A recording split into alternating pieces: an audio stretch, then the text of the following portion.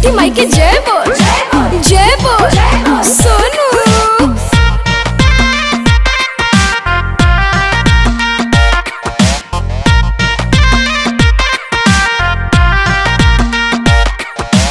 देह बाटे पातर चितर सुनाए भौजी एक तबारू तू सुखाल मुहावा झुराही तो हर मार दी जाई छूट जाई परब के भूखल।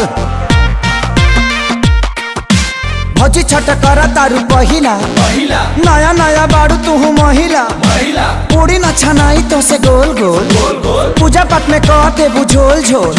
सोनू हमरा पे भरोसा काहे नइखे अरे भूख लगी त सुनाए भौजी रोबू हमके धई के।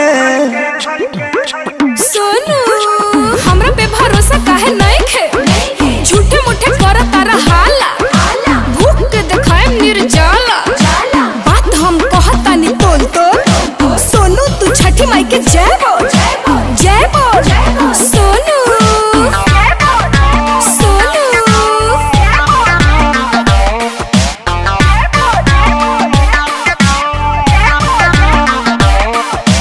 कहल खेसारी सुनय भौजी जहरी नदिया बाती हंसी है धनंजय प्यारे लाल आजादे और हंसी है श्याम देहाती। छठी घाटे छुट्टी छुड़ी छुरी रखी है प्रियंका तनी दूरी छठी मैया के जय जय बोल बोल भीड़ावा में चलबू कैसे डोल डोल।